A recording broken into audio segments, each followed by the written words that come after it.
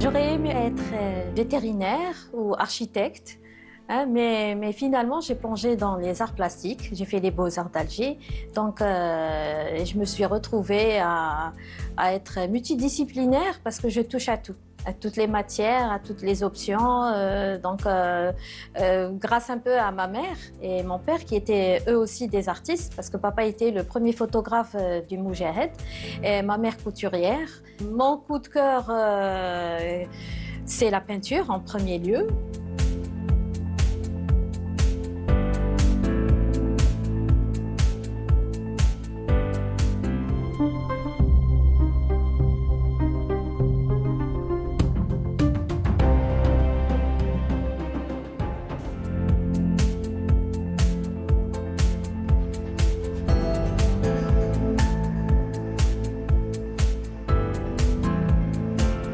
Bienvenue à tous dans l'univers de Ahlam Kourdourli. Nous sommes dans cet endroit très prisé par les artistes et bien sûr Ahlam y a un petit peu installé ses œuvres depuis quelque temps à l'occasion d'une exposition qu'elle prépare. Elle nous a aussi invités à assister à son accrochage. Bienvenue Ahlam. Ravie de vous revoir. On est très content d'être avec toi ce matin. Merci. Dans cette journée ensoleillée, dans cet endroit aussi qui inspire les artistes, puisqu'il est un Exactement. petit peu gorgé d'art et de créativité, n'est-ce pas? N'est-ce pas, oui. Donc déjà, j'ai un grand souvenir de cet espace-là. Déjà, je passais souvent par mon enfance dans cette ruelle et je voyais bien cet espace-là. Donc j'ai grandi, voilà. Je suis arrivée à venir exposer dans ce bel espace, Inch'Allah. Aux Beaux-Arts d'Alger, donc vous avez décroché votre premier diplôme à l'École nationale des Beaux-Arts d'Alger et en qualité de céramiste, bien sûr. Quel est le souvenir qui vous revient le plus de cette époque? Durant mes 4 années, c'est les plus belles années de ma vie déjà, C'est magnifique. parce que c'est un autre monde déjà qui est artistiquement parlé déjà on rentre dans un grand rêve, mais qui est réalisable déjà. Oui. Déjà des études en dessin, peinture. Déjà on avait déjà 2 années tronc commun. Après on fait 2 années de spécialité, comme j'ai choisi l'option céramique. Voilà. Très bien. La céramique qui a pris un peu de recul par la suite. Et puis vous avez aussi versé dans l'enseignement artistique. Est-ce que cette expérience vous a enrichi quelque part? Pour moi, pas tout à fait. C'était une routine que je n'aimais pas D'accord. tellement. Remplir les bulletins et faire les conseils de classe, c'était J'imagine, pas, oui. hein. Mais par contre, avec les enfants, enfin les élèves qui étaient soit des collégiens, soit des lycéens, j'ai appris beaucoup d'eux quand même. Oui. Ouais, et ils avaient un don formidable. Est-ce que ça vous passionnait quand vous étiez pendant vos cours au contact de ces élèves dans les ateliers ou dans les écoles que vous avez fréquentées? Oui, parce qu'en parallèle, c'est vrai on avait un programme à suivre, mais en parallèle, quand même, je travaillais, je créais mes propres peintures avec eux. Et sur le bureau, moi sur le bureau, eux sur les tables d'école ou de collège ou de lycée, mais en même temps, ils apprenaient et j'apprenais avec eux en même temps. Donc c'était vraiment un point très très positif. Voilà. Excellent, excellent. Donc, Ahlam, vous avez donc aussi transité donc, par l'enseignement pour voilà, démarrer une carrière par la suite. Vous avez plutôt abandonné un petit peu cet enseignement au profit d'une belle carrière artistique qui s'est déclinée avec plusieurs centres d'intérêt. Quand j'ai démissionné, je me suis retrouvée. J'étais toujours à la recherche d'une créativité. Comme j'aime bien nicher mon nez un peu dans tout ce qui est création, volume, texture, produits et tout ça. Donc j'étais toujours à la recherche, à la recherche. Donc même mes peintures n'étaient pas figées dans un seul sujet. À chaque fois, je changeais. À chaque fois, je changeais de support, de texture, de couleur. Voilà, donc et je me suis retrouvée à faire de la récupère, à tisser, à broder.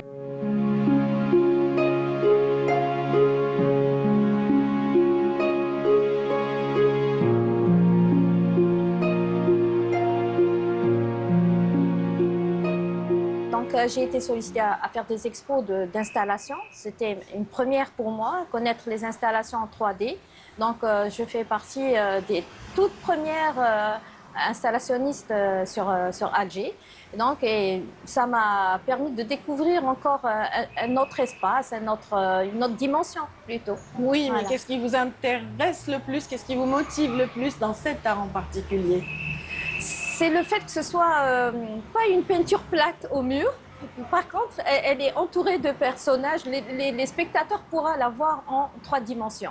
Et puis, c'est immense. C'est tout un espace pour nous. C'est pas juste restreint sur un mur, un petit espace mural. Il y a plusieurs médiums qui rentrent, il y a Oui, plusieurs des supports, techniques, des techniques. du matériel, que ce soit du papier, pardon, du fer, du métal, du cuivre, du tissu.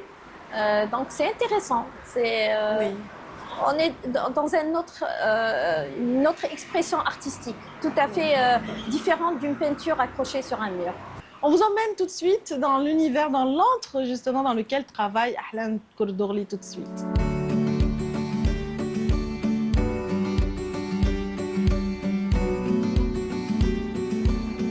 Mon arrière-grand-mère était tisseuse, ma grand-mère maternelle était potière, mon arrière-grand-mère paternelle aussi était dans le dessin et dans le tissage. Donc voilà, je me suis retrouvée dans l'art plastique, le tissage, la couture, la broderie, tout ça. Finalement, je me suis retrouvée à mon âge, à cet âge-là, à tisser, à préparer des expositions de tissage. Je ne fais pas de tissage vraiment très classique. La base est classique, hein, elle est très artisanale. Par contre, le travail, les motifs, les formes, les couleurs, c'est très contemporain. Et pour moi, c'est un challenge. Vraiment, je voulais faire une expo avec des tapis vraiment tissés, mais que ce soit mural ou sur le sol, mais très, très moderne, avec des motifs géométriques, des formes vraiment très, très abstraites.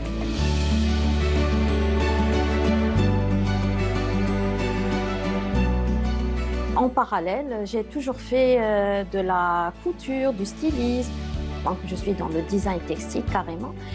J'ai été sollicitée pour exposer à Turin il y a quelques années, en 97. Ça fait longtemps, 1997,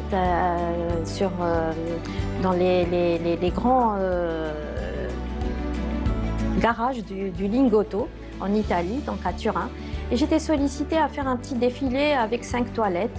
Donc, chaque styliste ou modéliste devait exposer ou faire un défilé dont j'ai participé avec 5 toilettes. Mais c'était plutôt, tout était algérien. Alors, le tissu était algérien, le fil, la broderie, tout ça avec des mains algériennes. J'ai fait déjà une expo sur Lyon. C'était une association algéro-française. Donc, on a exposé un travail purement brodé. C'est un travail artistique. Inspiré d'un artiste dont j'ai choisi Vasarely.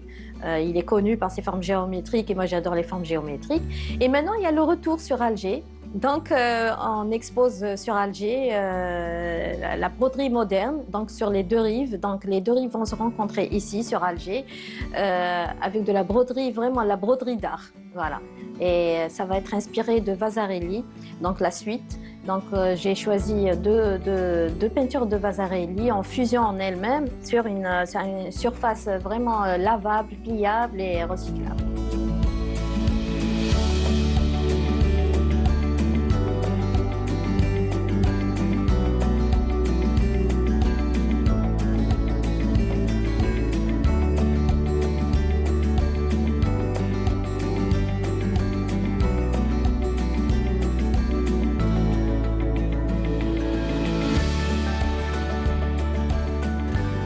Merci Ahlam de nous faire découvrir un peu plus cet univers qui est tellement beau, qui vous va aussi dans la mesure où vous êtes cette personne qui est lumineuse. Oui, parce que vous avez déjà, de par votre personnalité, cet aspect lumineux, radieux, souriant, etc. Et c'est vrai que les critiques, en général, parlent de votre œuvre dans ce sens. Ils disent que la peinture que vous proposez à votre public est fraîche, lumineuse. Oui. C'est un choix conscient? Non, ça vient spontanément, vraiment. Tout dépend du sujet, tout dépend de mon humeur aussi. Donc, c'est pour ça, c'est différent à chaque fois. À chaque fois, il y a certaines couleurs qui riment avec le sujet, qui riment pas, qui passent. Donc, tout dépendra de mon humeur aussi. Donc, malgré que je garde le sourire à chaque fois. Oh, c'est magnifique, c'est magnifique. Et puis là, on vous avait vu tout à l'heure en plein accrochage de vos œuvres qui sont destinées à cette belle exposition dont l'intitulé est Traversée en laine. Traversée en laine. On avait vu justement dans votre milieu naturel, c'est-à-dire chez vous, Oui. dans votre atelier, cette pratique du tissage que vous maîtrisez. Donc c'est une technique que vous mettez à profit pour développer une démarche artistique. On va en parler peut-être davantage. Elle elle se traduit dans cette exposition de fort belle manière, n'est-ce pas? Oui, mais bon, c'est une longue histoire à raconter. Ça vient vraiment d'un. Je vais rendre un hommage plutôt Oui. à ma grand-mère et ma mère, et surtout aux femmes moussabites où j'ai vécu, donc à Guerrara, exactement 12 années de ma vie. Donc, Oui, c'est pas rien. on a passé un bon moment là-bas d'enseignement. J'avais fait une mise en disponibilité un bon moment, 4 ans, durant 4 ans où j'ai eu ma fille. Donc, et j'ai dû apprendre, comme je touche à tout et je veux toucher à tout, Oui. donc à chaque maison où j'allais, il y avait un métier à tisser. Et vraiment, ça m'a absorbé, vraiment le cerveau. Il fallait que je fasse ça. Donc, une fois rentrée sur Alger, j'ai dit, il faut que je fasse une exposition au lieu de peindre sur un support plat. Je voulais vraiment peindre sur de la laine. Il faut dire que vous avez beaucoup tourné dans les expositions, dans les salons nationaux. Vous avez eu des participations très remarquées. En revanche, c'est votre seconde exposition personnelle dans cette carrière tellement riche, n'est-ce pas? Oui, la première c'était en peinture, il y a si longtemps. Quand même, j'ai mis 4 ans à réaliser ce travail. Ça fait 4 ans que j'ai voulu faire cette traversée. Et c'est l'histoire de mes voyages. Ah, voilà. excellent. C'est l'histoire de mes voyages depuis mon enfance jusqu'à aujourd'hui. Donc j'ai contourné pas toute l'Algérie, pas certaines wilayas où j'ai vraiment gardé un très très bon souvenir, des passages, des couleurs, déjà les dégradés. Les reliefs changent d'une ville à une autre, exactement, les dimensions, les reliefs, les couleurs. Du sud, c'est autre chose, c'est du sable, c'est des pierres, c'est des rochers, c'est à la verdure, à la campagne où je vis maintenant, je ne vois que du vert. Du vert, même au sud, on a les grands champs verts. En parlant de vert, justement, il y a le barrage vert dont tout le monde parle, qui est un petit peu représenté dans cette œuvre qui est au milieu de ce triptyque. Exactement, j'en ai fait deux barrages verts, parce que d'un côté, on le voit si vert, et de l'autre côté, on ne le voit pas. Mais il est là. Il y a la désertification. Les arbres, elles sont là.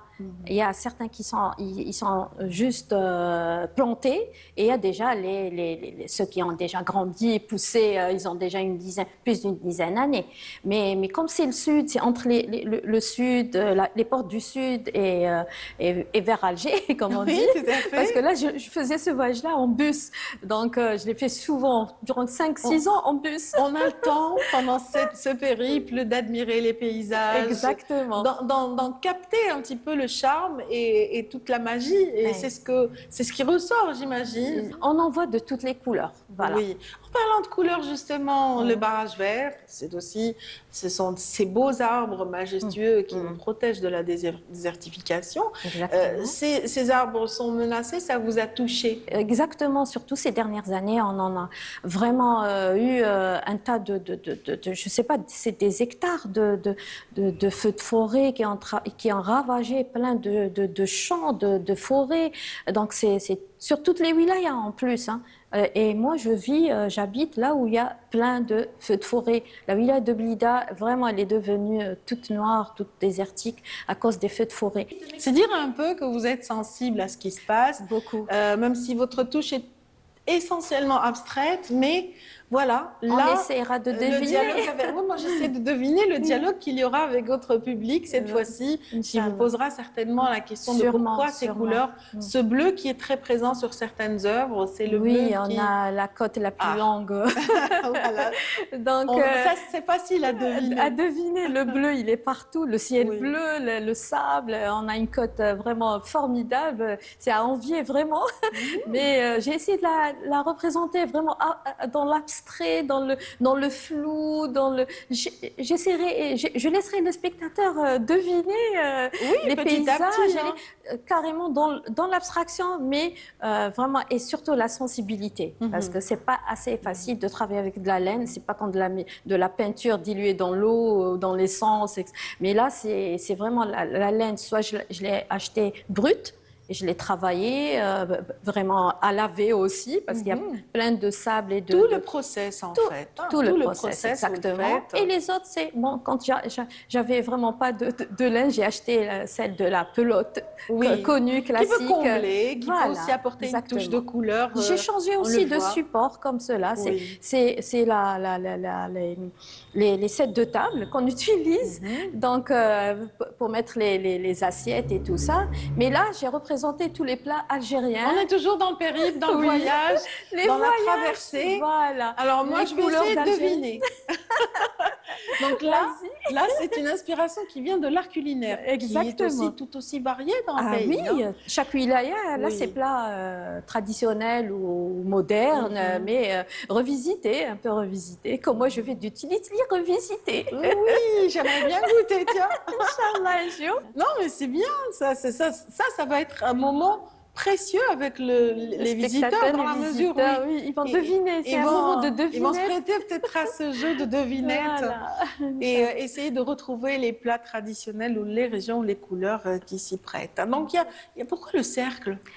Le cercle, c'est déjà, bon, la terre, elle est déjà en forme de cercle. Oui. Et là, ça représente aussi les cercles qui sont au sud algérien, là où ils poussent vraiment des légumes, des fruits. L'oued, non? Oui, voilà, au niveau de l'oued, le roi. Le route, oui. Normalement, je ne me rappelle pas de leur nom. nom. J'ai essayé de les représenter avec les sets de table. En même temps, c'est des cercles, en même temps, c'est la terre, c'est toute l'alimentation. Et c'est ce qu'on voit en vue aérienne quand on arrive au sud. Surtout en plan, voilà, tout en vert. Mais moi, j'ai changé les couleurs, mais je suis restée dans la même forme expressive.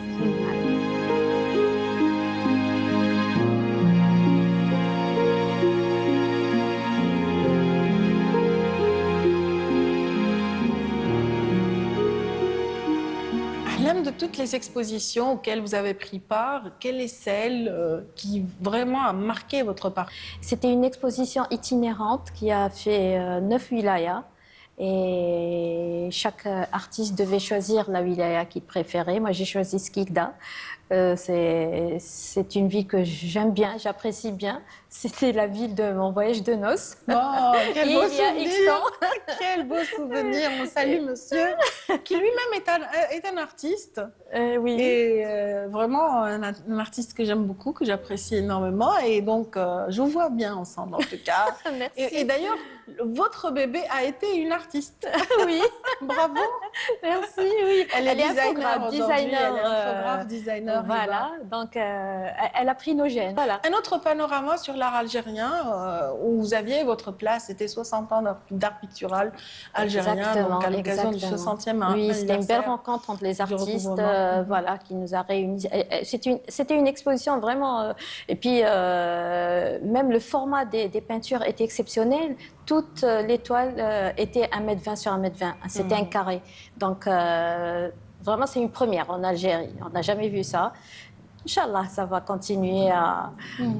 Et le périple était intéressant? Itinérante, 9 wilayas exactement, donc dans Alger. Et bon, chacun choisissait, donc il y avait Chlef, il y avait Skikda, il y avait Tlemcen, il y avait... Bon, mais moi, les autres villes, je les connaissais déjà, mais Skikda, c'était un souvenir vraiment très vague. Même durant ma traversée, j'étais très jeune à Skikda, on a fait Skikda, Annaba, donc, mais c'est les plages, hein, c'est le Grand Bleu là-bas, vraiment magnifique. On voit que vous êtes vêtue de bleu, c'est que vraiment, hein, le bleu est la couleur préférée. La couleur préférée, on l'a deviné. En tout cas, la couleur, la matière vous inspire. Vous êtes en perpétuelle recherche et renouvellement. Exactement. Ahlam. Oui. Mais est-ce que Ahlam s'est retrouvée?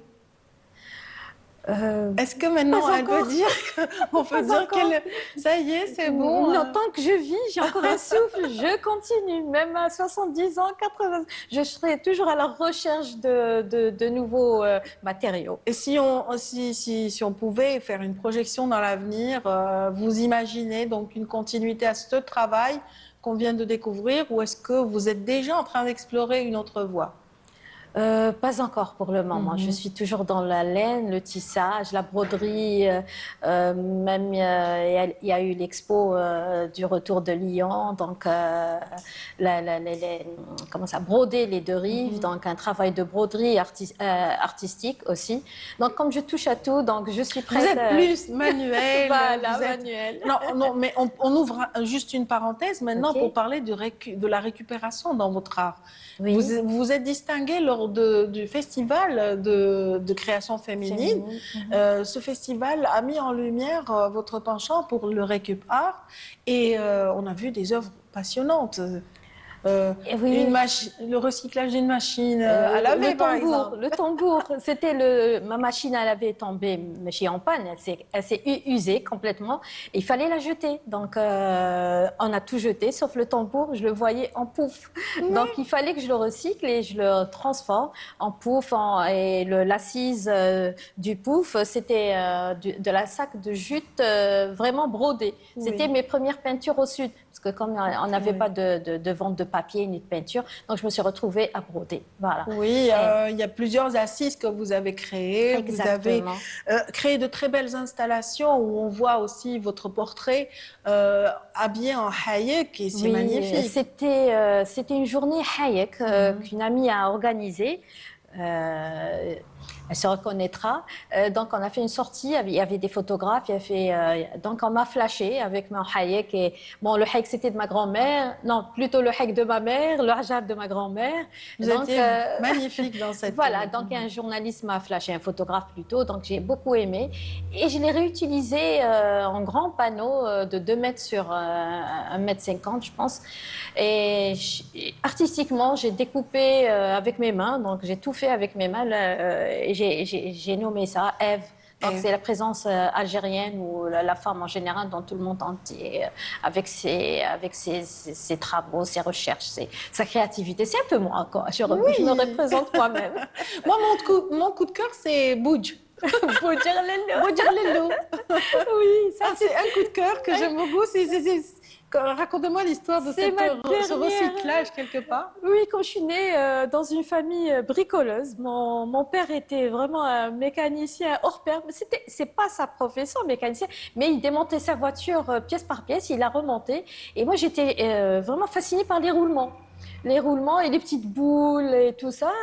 Et maintenant, comme j'ai mon mécanicien, à chaque fois je partais, je les trouvais par terre. Oh. T'en as besoin? Non, j'en ai pas besoin, je les prends. Je les ai nettoyés avec plein de graisse, avec de l'essence, du diluant et tout ça. Et j'en ai fait une petite sculpture.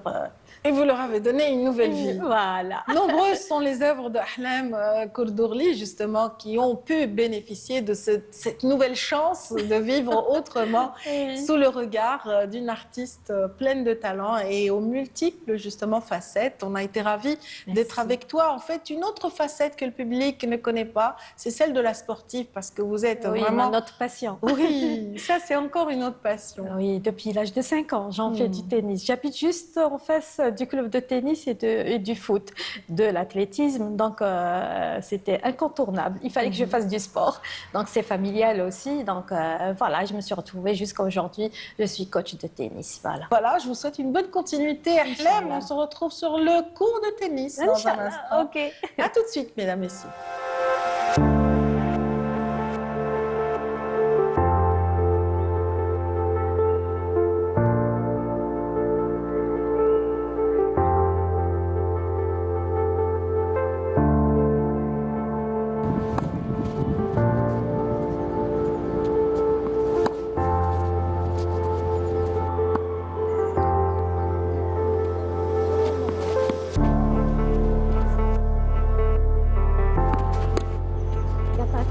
Droite.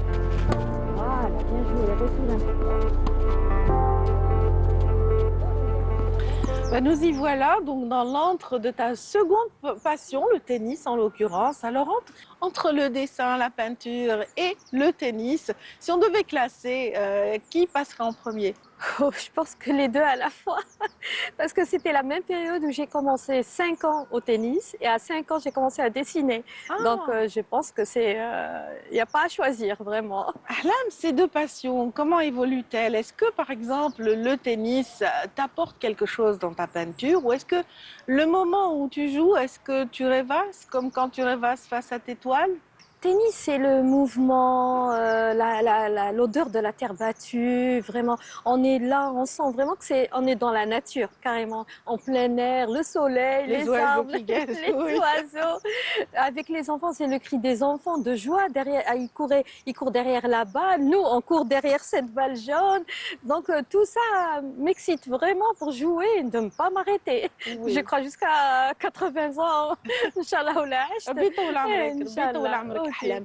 Alors justement Ahlam, vous m'avez donné envie de jouer au tennis. Mais en tout cas, nous avons été ravis d'être avec vous aujourd'hui. Également, ravie d'être sur le passage de votre émission. Donc, j'en garde un bon souvenir et j'attendrai avec impatience le passage à la télé, Inch'Allah.